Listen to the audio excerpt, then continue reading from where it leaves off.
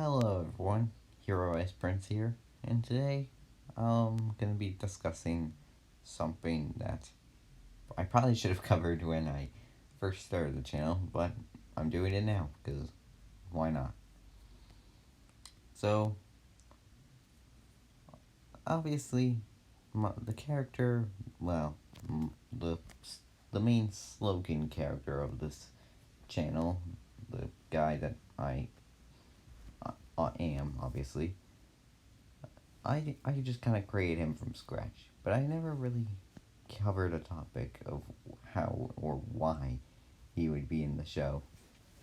So I thought, hey, why don't I take my creation, the Ice Prince, and drop him into the world of the Ice Chapter to see how exactly he would play out in the Ninjago universe. And what would it alter, obviously. So this is What If the Ice Prince was in the Ice Chapter. Let's begin. So, pretty much most of the Fire Chapter would play out relatively okay, mostly exactly the way it did up until Sphere of Vanishing Zane to the Neverrealm. This would be where the episode Corruption comes in, since that's where it is placed in the timeline. So obviously, Vex would be banished from the formerly village, because, well, that's what happens to him anyways. But only this time in the timeline, he would kidnap a child and bring it with him for some reason. I don't know why, but this child we will get to know later on in the story. For now, I will refer to him as the child. But I think you can already guess who this child will be. So Vex and the child would pretty much just try to figure out how they're gonna survive now that they're abandoned, lonely, and have nowhere else to go. Vex would obviously go to the castle and try to reason with the king, only to get thrown out miserably.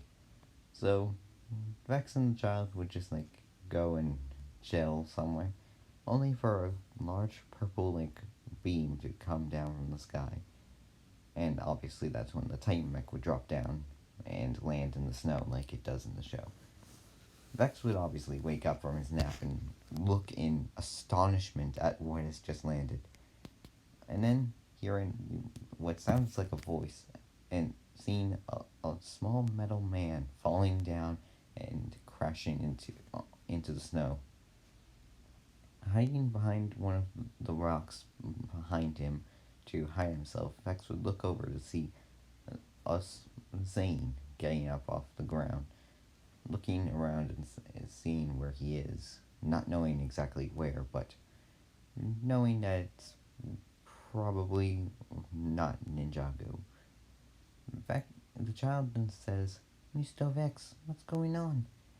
Shutting his mouth so as to not cause any ruckus, Zane looks around and says, "Wait, what? What was that?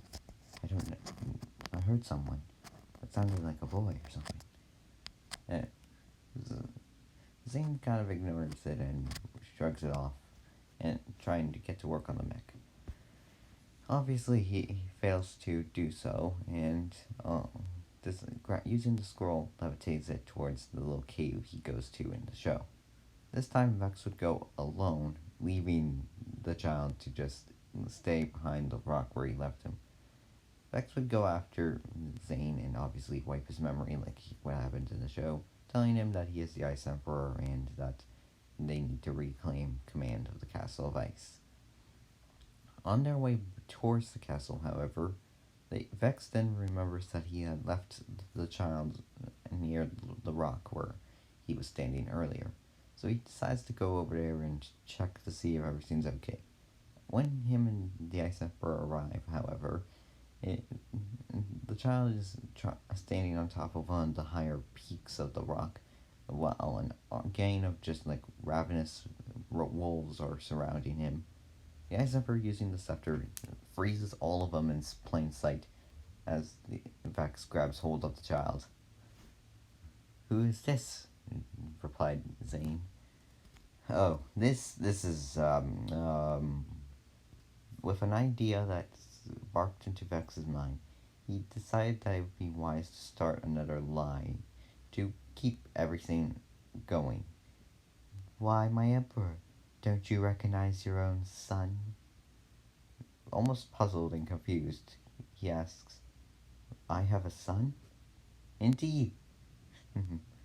Though, this will be wondrous. The whole family back together. Once command is ours once more, we shall be once again back to the way things were. Taking the child with them, they head to the castle, and everything plays out relatively the same, with obviously the Ice Emperor taking control. Several years would pass after this moment, obviously, like it does in the timeline, up until the point where the Ice Emperor is finally back in full control.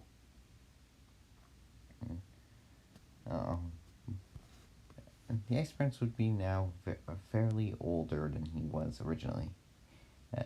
And now that he's not a child, he would somewhat look almost like a new person, with his skin now bleached like white, and with now the ability to control the element of ice.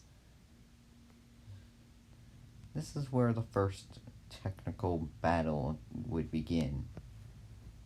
The Ice Emperor would send his son and a few of the Blizzard Samurai out to go hunt down some of the nearby villagers. This is the same village that the ninja would seek refuge in later on during the season, after arriving. This would be the first encounter with the Ice Samurai that the ninja would face. They would take out a majority of them when Lloyd comes face to face with the Ice Prince. Confusing him for just another one of the soldiers, Lloyd attacks him with one of his energy blasts, as the Ice Prince throws up an ice shield and deflects it. Almost puzzled and surprised, Lloyd cannot believe what he has seen, since the only elemental master of ice he knows of is Zane. The Ice Prince, while realizing Lloyd is distracted, would kick him in the face and knock him down to the ground, calling for his troops to retreat afterwards. As the ninja go to Lloyd's aid, they ask, What was that? What happened? Lloyd, almost confused, said, I don't know, but for some reason, that guy could be the key to finding Zane. So Lloyd then tells the ninja he's going on his own journey. This would be the part of the scene where Lloyd leaves and the other ninja are left at the village, for now. As Lloyd finds the Titan mech in the cave, he obviously teams up with Akita, like we see in the show. This would play out relatively normal, as it did, up until when Lloyd is almost close to the castle. Him and Akita would take a small breather, only for the Ice Prince to once again show up. Him and Lloyd would then engage in a furious battle to the death. Lloyd gaining the upper hand would use his energy blast and punching the Ice Prince in the face, which would allow him to pull out his sword and then scar his face, damaging it completely. Just as Lloyd's about to aim for the final strike, Akita would jump in front, transform to human form, and block the attack with her knife. Lloyd, almost stunned to see this sudden shapeshift transformation. This would allow the Ice Prince to get back on his feet and run for it. Who are you? Replied Lloyd. What the heck was that? My apologies. I didn't want to blow my cover right away. But you must know, you cannot kill him. Why not? Because he is not what you think he is. This would be... Akira would, instead of telling her backstory, would then explain all she knows relating to the Ice Prince and who he potentially is.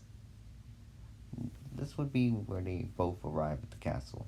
Lloyd would obviously branch off and find Kataru in the dungeon while Grimvax helps them, like what happens. This would allow Akita to make her way to the throne room, where she would come face to face with the Ice Emperor, engaging in a one-on-one duel. The Ice Prince would also be there, and just as the Ice Emperor is about to kill her, the Ice Prince decides to jump in front and block the attack and throwing the Ice Emperor across the room. At the same time, Vex manages to get his hands on Lloyd, Kataro, and Grimvex, only for Lloyd to knock out Vex and throw him against the wall. Once they all make it to the throne room, they see what has happened. As the Ice Emperor gets up, his mouth guard attached to his helmet falls off, revealing him to be Zane. Lloyd, almost stunned, realizes what he has to do. Fighting the Ice Emperor one-on-one, manages to knock some sense into the Ice Emperor, regaining Zane's memory, and Zane destroying the scepter, reverting all the Wizard Samurai back to normal. This would allow, once Vex gets up, he would be arrested and thrown into the dungeon for treason, while Zane obviously is reunited with the other ninja. As they're about to all leave, the Ice Prince kind of sits and ponders, now that Vex is gone, who was kind of like a father to him, while the Ice Emperor is also, obviously, Zane again. Without anyone else, the Ice Prince is kind of lonely. Which wouldn't be for long. The Ice Prince then decides that he's going to go and stay at the village with Akita, mostly because he has nowhere else to go, and it seems like a good decision. Him and Lloyd kind of like shake hands and kind of put their rivalry behind them. Well, the ending kiss scene is obviously altered as well in this timeline. For this, I can picture this happening, mostly because why not? It seems more accurate. And it would make sense for what would happen in the flashback sequence instead of Akita's backstory. Lloyd and the other ninja would leave, and obviously the season would end the way it normally does, with obviously all the ninja reuniting. And that would be how I would alter the Ice chapter with the Ice Prince. This would relatively be possibly a good ending. There's a few scenes that would be altered, and it might not be as good, but this is kind of just like a what-if scenario. This doesn't have to be perfect or 100% accurate, but this is just how I think it would work in the show. So yeah, let me know in the comment section below what you think, and if the Ice Prince was in the show, what do you think he would do? Until then, this is Hero Ice Prince, signing out.